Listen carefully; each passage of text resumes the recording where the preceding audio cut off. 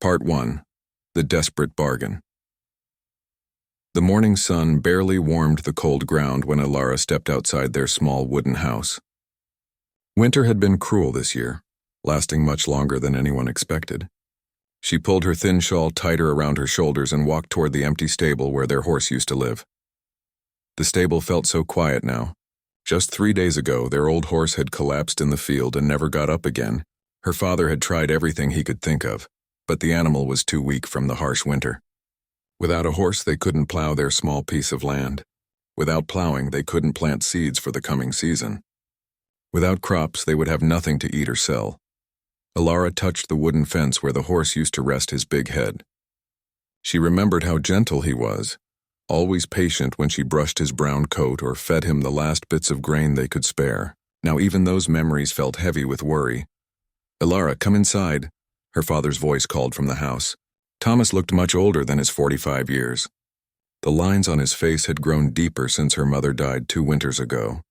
His hands, once strong from years of farming, now shook slightly when he thought no one was watching. She found him sitting at their small wooden table, staring at a piece of bread that was harder than stone. Their food supplies were almost gone. The village store had no more credit to give them. Everyone in Thornwick was struggling, but their family seemed to have the worst luck of all. "Father, maybe I can find work in the next town," Alara said, sitting across from him. "There might be families who need help with cooking or cleaning." Thomas shook his head slowly. "The next town is a day's walk away. Even if you found work, how would you get there every day? And who knows if they have work to give?" Alara had turned 18 just last month. She was strong and willing to work hard. But in their small village, there wasn't much opportunity for a young woman. Most families could barely take care of themselves, let alone hire help. The sound of heavy boots on their wooden porch made them both look up. Someone knocked on their door with firm, loud taps that seemed to echo through their tiny house. "Come in," Thomas called out. The door opened, and village elder William stepped inside. He was a big man with gray hair and a serious face that always looked like he was thinking about important matters. Behind him came another man Alara had never seen before. This stranger wore dark clothes that looked expensive and well-made. His boots were made of fine leather, and he carried himself like someone used to giving orders. "Thomas," William said in his deep voice. "This is Master Henrik. He serves the Alpha King in the northern mountains." Alara felt her heart skip a beat. Everyone in the village had heard stories about the Alpha King. He lived in a great fortress high in the mountains, and controlled vast lands beyond their small valley. Some said he was more legend than man. Others whispered he was dangerous and powerful beyond imagination. No one from Thornwick had ever actually seen him. Master Henrik looked around their simple house with calm eyes. He noticed their empty shelves, the thin blankets, and the way Thomas tried to hide his shaking hands. When his gaze fell on Alara, she felt like he was seeing right through her, understanding everything about their desperate situation without anyone saying a word. "I understand you have certain needs," Master Henrik said to Thomas. His voice was smooth but businesslike. "A horse, seeds for planting, perhaps some grain to last until harvest." Thomas nodded quickly. "Yes, sir. We lost our horse just days ago. Without it, we cannot prepare our land for spring planting. We're good people, hard-working people. We just need a chance to get back on our feet. The Alpha King is known to be generous with those who prove their loyalty," Master Henrik continued. "He has strong horses, the best seeds, and grain stores that could feed a family for years. But such generosity requires something meaningful in return." William shifted uncomfortably and cleared his throat. "Master Henrik, perhaps you could explain the arrangement you discussed with me earlier." The stranger's eyes moved back to Alara. "The Alpha King has been alone for many years. He needs a wife, someone young and pure to stand beside him and help manage his household. In return for such a bride, he would provide everything this family needs to not just survive, but prosper." The words hung in the air like a heavy blanket. Alara felt the blood drain from her face. Her father's mouth opened and closed without making any sound. "You want me to marry a man I've never met?" Alara asked, her voice barely above a whisper. "The Alpha King is not just any man," Master Henrik replied. "He is wealthy, powerful, and protector of many villages, including this one. A woman who marries him would never want for anything. She would live in comfort and safety for the rest of her life." Thomas found his voice. "But she's just 18. She's never been away from home, never lived anywhere but this village. Youth and innocence are precisely what the king values, Master Henrik said. He has no interest in someone who has been experienced with other men. He seeks a pure bride who can learn his ways and adapt to life in his household. William stepped forward. Thomas, I know this is difficult to consider, but think about your situation. Without this arrangement, how will you survive the coming months? And it's not just your family. If the spring planting fails for too many households, the whole village could face starvation. Ilara stood up suddenly, her chair scraping against the wooden floor. Could I speak with my father alone, please? Master Henrik nodded. Of course. But I will need an answer before the sun sets. The king does not like to wait for decisions. After the two men stepped outside, father and daughter looked at each other in silence. Thomas reached across the table and took his daughter's hands in his own. Ilara, I would never force you to do anything you don't want to do, he said, his voice shaking. But I don't see any other way. We have no money, no horse, no seeds.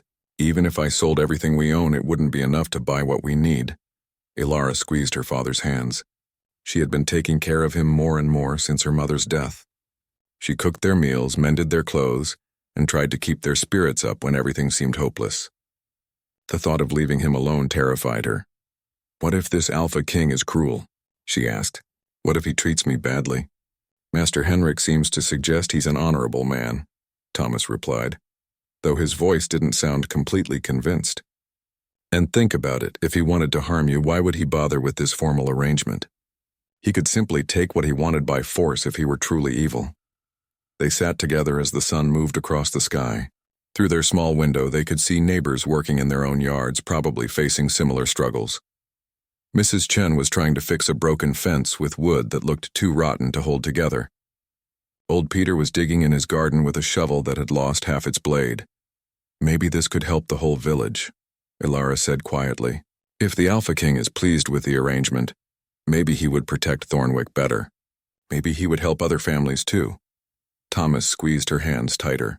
I hate that we're even having this conversation. A father should protect his daughter, not send her away to marry a stranger. But you are protecting me, Ilara replied. You're trying to make sure I have a future, even if it's different from what we planned. As the afternoon wore on, they talked through every possibility they could think of. Could Thomas find work in other villages? Could they borrow money from relatives? Could they sell their house and move somewhere with better opportunities? Every option seemed to lead to the same conclusion. They had nothing left to bargain with except what Master Henrik was asking for. When the sun began to sink toward the horizon, they heard the boots on their porch again. Master Henrik and William returned, their faces serious and expectant. Have you reached a decision? Master Henrik asked. Ilara stood up and smoothed her simple dress. Her heart was beating so fast she could hear it in her ears. If I agree to this arrangement, what exactly would be expected of me? You would travel to the king's fortress and become his wife, Master Henrik explained. You would help manage his household, represent him at social functions, and support his work protecting the region. In return, your father would receive a strong workhorse, enough seeds for 10 acres of planting, and grain supplies to last through the next harvest. And if I refuse? Master Henrik's expression didn't change. Then I return to the king empty-handed, and your family faces whatever fate the coming months bring. Thomas stood up beside his daughter. If she agrees, how do we know the king will keep his word? The Alpha King has never broken a bargain, William said firmly. His reputation depends on keeping his promises. Besides, what would he gain by cheating you? Ilara took a deep breath and looked around their little house one more time. She saw her mother's cooking pot still hanging by the fireplace. She saw the quilt her grandmother had made spread across the single bed she shared with her father. She saw the crack in the wall that let cold air in during winter storms. Then she looked at her father's tired face and saw the hope he was trying to hide behind his worry. I'll do it, she said, her voice steady despite the fear in her heart. I'll marry the Alpha King. Master Henrik nodded as if he had expected this answer all along. Very good. You will leave with me. Part 2. The journey to the Fortress Dawn came too quickly for Ilara. She woke to find her father already dressed and making tea from their last precious leaves. His hands were steadier this morning, as if making this difficult decision had given him some kind of strength. Good morning, my dear, he said softly. I thought you might want something warm before your journey. The tea tasted bitter, but Ilara drank it anyway. She wanted to remember this moment. The sound of birds beginning their morning songs, the smell of wood smoke from their fireplace, the gentle way her father tried to make everything seem normal when their world was about to change forever. A knock on the door interrupted the quiet morning. Master Henrik stood outside with two other men Alara hadn't seen before. They wore similar dark clothes and carried themselves like soldiers, though they seemed respectful rather than threatening. "Good morning," Master Henrik said. "Are you ready to begin our journey?" Alara picked up her small bag and turned to her father. They hugged each other tightly, both trying not to cry. Thomas whispered in her ear, "Be brave, be smart, and remember who you are." "I love you, father," she whispered back. Master Henrik led her to 3 horses waiting in the village square.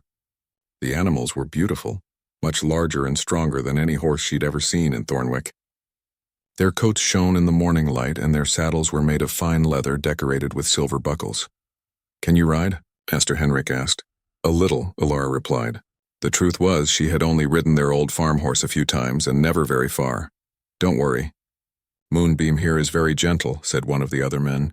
He helped her climb onto a gray mare with kind eyes. "Just hold the reins lightly and let her follow the other horses." As they rode through the village, Alara saw neighbors coming out of their houses to watch. Some waved goodbye, others simply stared. Mrs. Chen called out, "Good luck, dear." Old Peter tipped his hat. The baker's wife pressed a small wrapped bundle into her hands as they passed. Fresh bread for the journey. Once they left Thornwick behind, the landscape began to change. The flat fields gave way to rolling hills covered with wildflowers and thick grass. Alara had never traveled this far from home before. Every new sight amazed her. Streams that sparkled in the sunlight, trees taller than any building in her village, and mountains in the distance that seemed to touch the clouds.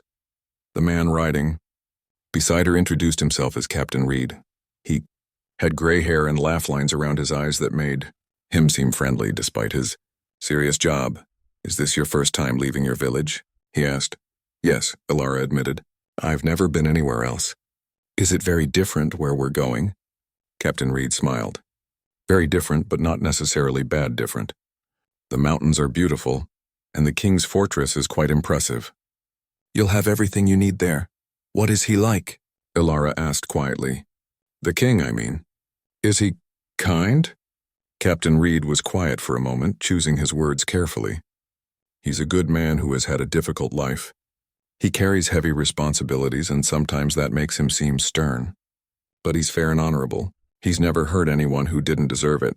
This didn't completely ease Alara's fears, but it helped a little. She had been imagining all sorts of terrible possibilities during the sleepless night. Master Henrik, riding ahead of them, turned back to join their conversation. "The king has been alone for many years," he said. "He lost someone very important to him long ago, and since then he's focused entirely on his duties. This arrangement isn't just about finding him a wife. It's about helping him remember how to have a family again."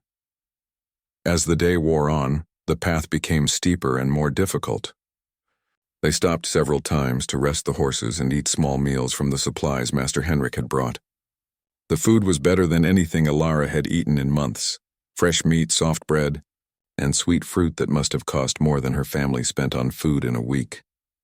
During one of these stops, she heard the other men talking quietly among themselves. They seemed to be discussing something important, occasionally glancing in her direction. Finally, Captain Reed approached her. "Miss Alara, we want you to know what to expect when we arrive at the fortress," he said. "The king might seem unfriendly at first, but that's just his way. He's not used to having guests, especially young women. Don't take it personally if he doesn't say much during your first meeting." "Is he angry about this arrangement?" Alara asked. "Not angry exactly," Master Henrik replied. "More like cautious. He agreed to consider marriage because he knows it's his duty to his people. But he's nervous about it too. You're probably both feeling the same way right now." This thought had never occurred to Alara. She had been so focused on her own fears that she hadn't considered the Alpha King might be just as worried about meeting her as she was about meeting him. Afternoon turned to evening. They began climbing into the mountains proper. The path became narrow and winding, with steep drops on one side that made Alara dizzy to look at. The air grew cooler, and she was grateful for the warm cloak Master Henrik had given her at their last stop. Look ahead, Captain Reed said, pointing up the mountain. You can just see the fortress now. Alara followed his gaze and gasped. High above them, built into the very rock of the mountain, was the most magnificent building she had ever seen. It looked like something from the fairy stories her mother used to tell, all tall towers and stone walls that seemed to grow right out of the mountain itself. Lights twinkled in the windows like stars, and she could see guards walking along the battlements. It's enormous, she breathed. The king's family has lived there for over 200 years, Master Henrik explained. Each generation has added something new. It's both a home and a fortress, designed to protect everyone who lives in the valleys below. The final climb took another hour, and by the time they reached the massive gates, Alara was exhausted and overwhelmed. The gates themselves were made of dark wood reinforced with iron, and they opened silently as the party approached. Inside the walls, Alara found herself in a large courtyard paved with smooth stone. Servants appeared immediately to take care of the horses, moving efficiently but quietly. Everything was clean and well organized, very different from the chaotic energy of her small village. Welcome to Moonhaven Fortress, Master Henrik said as he helped her dismount. Your new home. A woman approached them from the main building. She was perhaps 40 years old, with brown hair pulled back in a neat bun and a dress that was simple but well made. Her face was kind but serious. This is Mrs. Clara, Master Henrik said. She manages the household and will help you settle in. Welcome, miss, Mrs. Clara said with a small curtsy. I've prepared a room for you and dinner will be ready soon. I'm sure you're tired from your journey. Is the king? Alara began, then stopped. Not sure how to finish the question. His Majesty is aware of your arrival, Mrs. Clara replied diplomatically. He will meet with you tomorrow morning after you've had time to rest and refresh yourself. Alara felt both relieved and disappointed. She had been building up courage for this first meeting all day, and now she would have to wait even longer. Mrs. Clara led her through hallways that seemed to go on forever. The walls were made of stone, but they were covered with beautiful tapestries that kept the corridors warm and welcoming. Lamps burned in holders along the walls, casting dancing shadows that made everything seem magical. Here is your room, Mrs. Clara said, opening a heavy wooden door. Alara stepped inside and couldn't believe what she saw. The room was larger than her entire house back in Thornwick. A fire crackled in a real fireplace, casting warm light over furniture that looked like it belonged in a palace.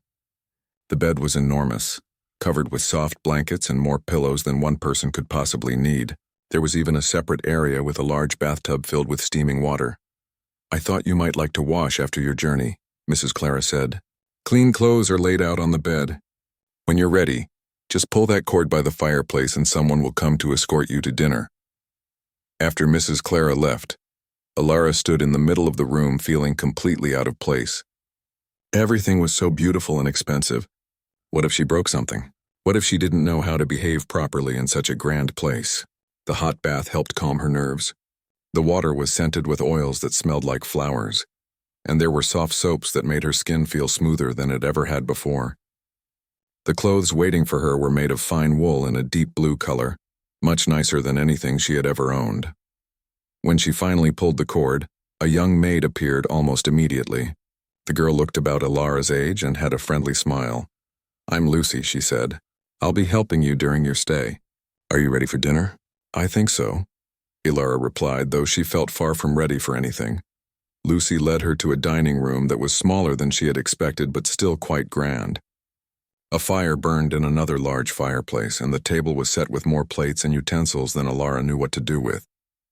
She was relieved to see that only one place was set. Apparently she would be eating alone tonight. The food was incredible. There was roasted meat that was tender enough to cut with a fork, vegetables she had never tasted before, and bread that was still warm from the oven. Part 3. Understanding and growth. Alara woke to sunlight streaming through tall windows she had been too tired to notice properly the night before. For a moment, she forgot where she was and reached for her father's hand to wake him for morning chores. Instead, her fingers found only soft silk sheets and empty space. The memory of everything that had happened rushed back to her. She was in the Alpha King's fortress, in a bed bigger than her entire bedroom back home. Today she would meet her husband for the first time. A gentle knock on the door interrupted her thoughts. Lucy entered with a breakfast tray that smelled wonderful. Good morning, miss, Lucy said cheerfully. His Majesty asked me to tell you that he'll meet with you in his study, after you've had time to eat and prepare yourself. There's no rush. He understands this is all new for you. The breakfast was simple but delicious. Fresh eggs, warm bread with honey, and tea that tasted like nothing she'd ever had before. As she ate, Lucy helped her choose clothes for the day from a wardrobe that had apparently been filled with dresses in her size. How did he know what size to get? Alara asked, holding up a dress made of soft green fabric. Master Henrik is very observant, Lucy replied with a small smile. He reported back about everything he noticed during his visit to your village. His Majesty wanted to make sure you had everything you needed. This attention to detail surprised Alara. The Alpha King had been thinking about her comfort before they even met. An hour later, Lucy led her through more hallways to a room that felt very different from the rest of the fortress. Instead of grand and formal, this space was warm and lived in. Books were scattered on tables, maps covered one wall, and a large desk was covered with papers and ink bottles. A fire crackled in the fireplace, and comfortable chairs were arranged nearby. His Majesty will be with you in just a moment, Lucy said, then left Alara alone. She wandered around the room looking at the maps on the wall. They showed the valley where Thornwick was located, along with many other villages and towns she had never heard of. Red pins marked various locations, and she wondered what they represented. Those mark villages that have requested protection, a deep voice said behind her. Alara spun around and found herself face to face with the Alpha King for the first time. He was not at all what she had expected. Instead of the frightening warrior she had imagined, she saw a man who looked tired but kind. He was tall with dark hair that had touches of gray at the temples, and his eyes were a deep brown that reminded her of forest shadows. He wore simple clothes, a white shirt and dark trousers, rather than the royal robes she had expected. Your Majesty, she said, attempting a curtsy like Mrs. Clara had shown her the night before. Please, just call me Magnus, he said, his voice gentler than she had expected. We are married now, after all. Formal titles seem unnecessary. He gestured to the chairs by the fireplace, and they sat across from each other. Alara noticed that he seemed as nervous as she felt, though he was trying to hide it. How do you find the fortress? He asked. Is your room comfortable? Do you have everything you need? Yes, thank you. Everything is beautiful. Much more than I'm used to, she replied honestly. Magnus nodded. I imagine this is all quite overwhelming. I want you to know that I don't expect you to change who you are to live here. I hope you'll feel free to make this place your home.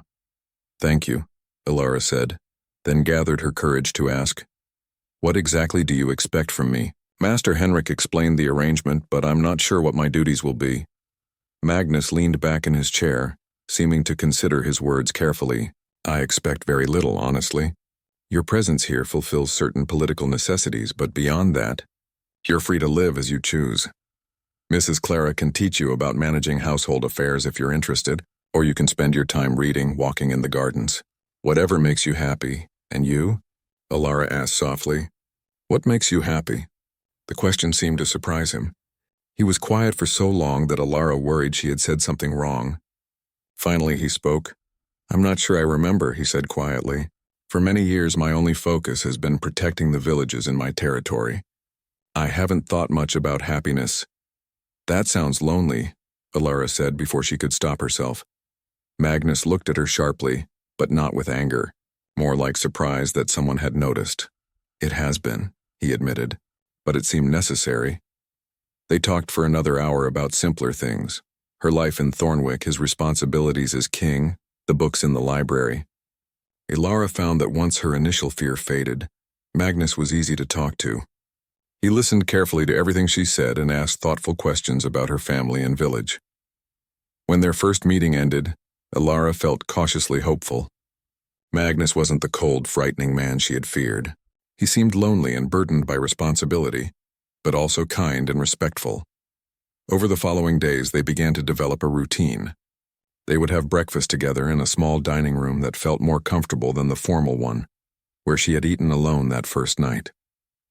Magnus would tell her about his plans for the day, meetings with village representatives, inspections of defensive positions, or correspondence with other leaders in the region. Would you like to see some of the villages I protect? he asked one morning. "It might help you understand what I do all day." Ilara was eager to get outside the fortress and see more of this new world. They rode out together with a small guard, and Magnus showed her 3 different villages that were larger and more prosperous than Thornwick. In each place, people greeted him with obvious respect and gratitude. "Before the king started protecting us, bandits would come through every few months," explained one village elder. "They would take our food, our livestock, sometimes even our children. Now we sleep peacefully at night." "How long have you been doing this?" Ilara asked as they rode between villages. "About 15 years, Magnus replied. "Since I was 25. That's young to take on such responsibility." His face grew distant. "I didn't have much choice. My father died suddenly, and there were immediate threats to deal with. I had to learn quickly." Ilara wanted to ask more, but something in his expression warned her that this was still difficult territory for him. As weeks passed, she learned more about the fortress and its routines. Mrs. Clara taught her about managing the household, planning meals for dozens of people, organizing cleaning schedules, and handling the supplies needed to keep such a large place running smoothly. "You have a good head for this," Mrs. Clara said one afternoon as they reviewed the week's accounts. "His Majesty was wise to choose someone practical." "He didn't really choose me," Ilara said. "It was more of a business arrangement." Mrs. Clara gave her a knowing look. "Perhaps it started that way, but I've seen how he looks at you during dinner conversations. That's not business, my dear." Ilara blushed and tried to focus on the numbers in front of her, but Mrs. Clara's words stayed with her. It was true that their relationship was changing. What had started as polite, cautious conversation was becoming something warmer. Magnus began sharing more about his work, asking for her opinions on problems he was trying to solve. "The village of Millbrook is having trouble with their grain storage," he said one evening. "Rats are getting into their supplies and they'll lose most of their winter food if we can't solve it." "In Thornwick, we always stored grain in sealed clay pots," Ilara suggested. "Rats can't chew through clay like they can through wooden barrels." Magnus looked thoughtful. "That's a good idea. I'll send word to the village potter about making larger storage vessels." These small moments made Ilara feel useful and valued in a way she never had before. Back home, she had been just another pair of hands to help with daily survival. Here, her thoughts and ideas actually mattered. One evening, as they sat in the library reading by the fireplace, Magnus closed his book and looked at her seriously. "Ilara, I want you to know that I'm grateful you agreed to come here," he said. "I know it wasn't really a choice for you given your family's circumstances, but having you here has made this place feel less empty. I was terrified when I first arrived," she admitted. "I thought you might be cruel or frightening. And now?" She considered the question carefully. "Now I think you're a good man carrying burdens that are too heavy for one person." Something shifted in Magnus's expression. A wall coming down, perhaps. "There are things about my past that I haven't told you," he said quietly. "Things that explain why I've been alone for so long." "You don't have to tell me anything you're not ready to share," Ilara said gently. "But I want to," he replied, surprising them both. "I had someone I loved once. Her name was Isabella. We were to be married, but she was killed during an attack on her village. I was supposed to protect that village, but I arrived too late." Ilara felt her heart break for the pain she heard in his voice. "I'm so sorry. After that, I decided it was better to focus entirely on my duties. I convinced myself that caring about one person too much would make me less effective at protecting everyone else. And now?" Magnus looked at her with an expression she couldn't quite read. "Now I'm beginning to think that isolation isn't the only way to honor her memory. Maybe Isabella would have wanted me to find happiness again." Part 4. Facing External Threats. "I know the people in these villages," Ilara said, leaning over the map spread across Magnus's desk. "If bandits are taking villagers, they'll be terrified and might not trust anyone right away, even someone trying to help them. But they might trust me because I come from a similar background." Magnus studied the map, then looked at his wife with a mixture of admiration and concern. "You're suggesting you come with us into potentially dangerous territory to help calm frightened villagers?" "Yes," Ilara said firmly. "I also know how these communities think. If we can figure out who's being targeted and why, we might be able to predict where the bandits will strike next." Captain Reed cleared his throat. Your Majesty, if I may suggest, the lady has a point. We've been approaching this like a military problem, but it's also a community problem. Having someone the villagers can relate to might help us get better information. Magnus was quiet for several minutes, clearly weighing the risks. Finally, he nodded. Very well. But you stay close to me at all times, and at the first sign of real danger, you get to safety. Agreed? Agreed, Ilara said, though they both knew that in a real crisis, staying safe might not be possible for any of them. They left the fortress the next morning with a group of 20 guards. Ilara rode beside Magnus, feeling both excited and nervous about her first real adventure outside the protected walls of their mountain home. The first village they reached was called Riverside, and the scene that greeted them was heartbreaking. Houses that should have been busy with morning activities stood empty. Gardens were trampled and doors hung open as if people had fled in panic. An older woman emerged from behind an overturned cart when she saw their party approaching. She looked terrified until her eyes fell on Ilara. "Miss, are you one of us?" the woman called out hopefully. Ilara dismounted and walked toward her slowly, hands visible and empty. "I'm from Thornwick," she said gently. "We've come to help. Can you tell me what happened here?" The woman's name was Beth, and her story was worse than they had feared. The bandits hadn't just robbed the village. They had taken 6 young people, including her own grandson. They said they'd be back in a week for more tribute. Beth sobbed. Food, livestock, and more young people. They said if we tried to resist or call for help, they'd burn everything and kill everyone. Magnus stepped forward, his face grim. "How many bandits were there?" "Maybe 30 or 40, Beth replied. "But they had good weapons and armor. These weren't desperate outlaws, Your Majesty. They were organized like an army." While Magnus and his guards examined the damage and collected more details about the attack, Ilara stayed with Beth and the other villagers who slowly emerged from their hiding places. She learned things that the official reports would never capture: which families were missing people, who had been hurt, and most importantly, what the leader of the bandits had said. He called himself Lord Victor, Beth told her, said he was the rightful ruler of these lands and that he'd come to claim what was his. He knew things about the village, about who had money hidden and where we kept our best livestock. Someone must have been watching us for weeks. This information made Magnus's expression even more serious. "This isn't random banditry," he told Captain Reed quietly. "This is someone with a political agenda and good intelligence about our territory." They spent the rest of the day helping the villagers secure their homes and organizing the evacuation of vulnerable families to safer locations. Ilara worked alongside Magnus, and she was struck by how naturally they functioned as a team. He handled the military and security aspects while she focused on the human needs of frightened families. "You have good instincts for this," Magnus told her as they made camp outside the village that evening. "The villagers trusted you in a way they never would have trusted my guards alone." "These are my people," Ilara said simply.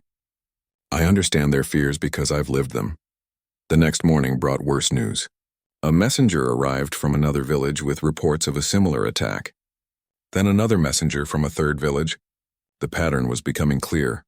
Someone was systematically targeting the communities under Magnus's protection. "He's forcing my hand," Magnus realized as they studied the reports. "If I spread my forces out to protect every village individually, I won't have enough strength to defend any of them properly. But if I concentrate my forces, he can attack the undefended villages." "What if we think about this differently?" Ilara suggested. "Instead of trying to be everywhere at once, what if we brought the people to defensible locations?" "Mass evacuation?" Captain Reed asked. "That would be difficult to organize."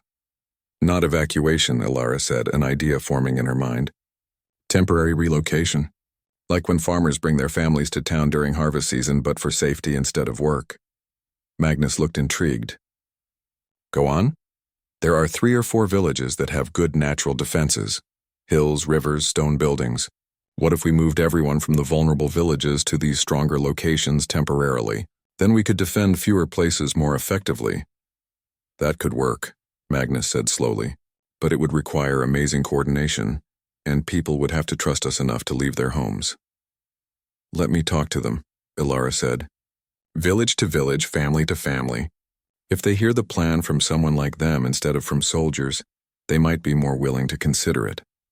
Over the next 3 days, they visited 8 different communities. Each time, Alara would spend hours talking with families, explaining the situation in terms they could understand and relate to. Meanwhile, Magnus and his guards worked out the logistics of moving and protecting so many people. It wasn't easy. Many villagers were reluctant to leave homes they had lived in for generations, even temporarily.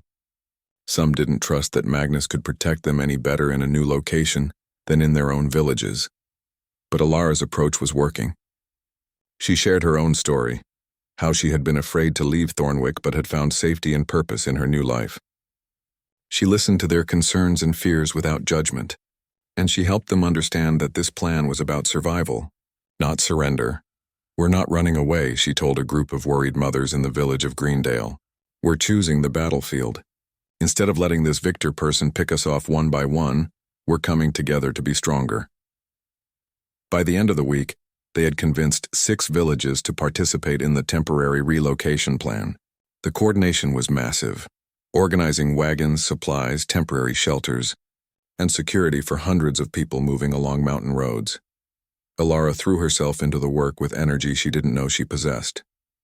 She helped families pack their essential belongings, comforted crying children, and organized the women to work together on cooking and childcare during the moves. Magnus watched her with growing admiration and something deeper. This young woman who had arrived at his fortress scared and uncertain had become a natural leader, earning the respect and trust of people who had been strangers to her just weeks before. "She's remarkable," Captain Reed said to Magnus as they watched Alara organizing a group of village women to prepare meals for everyone. "I've never seen civilians respond to anyone the way they respond to her." "She makes them feel heard," Magnus replied. "Too often when we deal with village problems, we focus on the big picture and forget that each family has individual concerns and fears." She remembers that. But their plans were interrupted by news that chilled everyone's blood. A messenger arrived with word that Victor's forces had attacked the fortress itself. "What?" Magnus demanded, grabbing the messenger by the shoulders. "When? How many men?" "Yesterday at dawn, Your Majesty," the young man gasped. "Maybe 50 riders. They didn't try to break down the gates, but they burned the stables and killed some of the horses. Mrs. Clara sent me to tell you they're safe inside, but they're trapped." Magnus felt the blood drain from his face. Everyone he cared about was either here with him or trapped in the fortress. This Victor had outmaneuvered him completely. "It's a trap," Captain Reed said grimly. "He's forcing you to choose between the villagers here and your own household." "No," Alara said firmly, stepping forward. "It's an opportunity." Both men looked at her like she had lost her mind. "Think about it," she continued, her mind racing. "He split his forces to attack the fortress, which means he doesn't have as many men here in the valleys. And he's counting on you rushing back to save your people, which would leave all these villagers unprotected." "So what do you suggest?" Magnus asked, though his heart was screaming at him to race back to the fortress immediately. "We stick to the plan, but we speed it up. Get everyone to the defensible villages today, right now. Then take a small, fast group back to break the siege at the fortress. If Victor is expecting you to abandon the villagers, do the opposite. Show him that protecting everyone makes you stronger, not weaker." It was a huge risk. If they were wrong about Victor's numbers, or if the siege at the fortress was more serious than reported, people could die.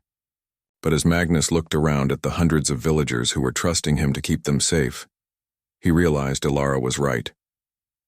"Do it," he ordered Captain Reed. "Emergency evacuation. Everyone moves now." Part 5. True Partnership and New Beginnings. The sight that greeted Magnus and Alara as they crested the final hill before the fortress was both better and worse than they had feared. The main wall still stood strong and unbreached, but the stables were indeed burned ruins, and several other outbuildings showed damage from fire and attacks. More concerning was the ring of armed men surrounding the fortress at a careful distance, too far for arrows from the walls to reach them, but close enough to prevent anyone from leaving or entering. At least 40 men, Captain Reed counted grimly as they observed from behind a cluster of rocks. And those aren't desperate bandits. Look at their equipment, their positioning. Someone's been training them. Magnus studied the scene below with the eye of a military commander. They're not trying to take the fortress by force. They're waiting for something. Waiting for you, Alara realized. This whole thing was designed to bring you here. As if summoned by her words, a figure on horseback emerged from the enemy camp and rode closer to the fortress gates. Even from their distant position, they could see he wore fine armor and carried himself like a man used to command. "That must be Victor," Magnus said, his voice hard with anger. The man below raised his voice to carry across the courtyard. "Magnus of Moonhaven, I know you're out there somewhere. I have something that belongs to you, and you have something that belongs to me. Perhaps we should discuss terms." "He wants to negotiate," Captain Reed said. "That's unexpected." "It's also our chance," Alara said, an idea forming in her mind. "Magnus, what if he's not as strong as he's pretending to be? What if all this elaborate positioning is because he knows he can't actually take the fortress by force?" Magnus looked at her with the same attention he gave to military advisors. Over the past weeks, he had learned to trust her insights about human nature and strategy. "What are you thinking?" "I'm thinking that a man who was truly confident in his power wouldn't need to surround a fortress and call for negotiations. He'd just attack. And I'm thinking that someone who has to steal young people from villages to build his army might not have as much popular support as he claims." "So we call his bluff?" Captain Reed asked. "We do better than that," Alara said, her mind racing with possibilities. "We turn his own strategy against him. He's been trying to divide your attention and resources. What if we brought everything together instead?" Over the next hour, they developed a plan that was risky but clever. Magnus would approach Victor openly, agreeing to negotiations. But instead of coming alone or with just his small group of guards, he would time his arrival to coincide with the return of everyone they had evacuated from the villages. "You mean bring all the villagers here?" Captain Reed asked doubtfully. "To a fortress under siege?" "Think about it," Alara explained. "Victor's whole strategy depends on Magnus being spread thin, trying to protect scattered villages with limited resources. But if everyone is here, in one defensible location, with all of Magnus's forces concentrated in one place, then instead of being outnumbered at multiple locations, we'd have overwhelming force at a single location," Magnus finished, beginning to smile for the first time in days. "Plus," Alara added, "if Victor really is positioning himself as the rightful ruler of these lands, he'd have a hard time attacking a fortress full of the very people he claims to be liberating from Magnus's rule." They sent riders back to the evacuation sites with new instructions instead of hiding in scattered safe houses. Everyone was to come to the fortress. It would be a massive logistical challenge, but it would also be a show of strength that Victor wouldn't be expecting. While they waited for the villagers to arrive, Magnus and Alara positioned themselves where they could observe Victor's camp. What they saw was revealing. The enemy forces were well equipped but not particularly large, and many of the men looked young and inexperienced. "Mercenaries," Captain Reed identified. "Paid soldiers, not loyal followers. That's why he needed to steal people from villages. He couldn't recruit them voluntarily." As evening approached, something incredible began to happen. From multiple directions, streams of people began converging on the fortress, not fleeing in panic but moving with purpose and organization. Families carried their essential belongings, but they also carried weapons and tools. These weren't refugees seeking protection.